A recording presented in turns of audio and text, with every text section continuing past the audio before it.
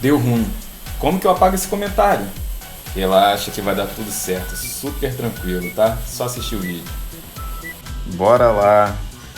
Brigou com o namorado, com a namorada, achou que tava no direct e mandou na publicação. Só que tem um problema, não tem botão para apagar.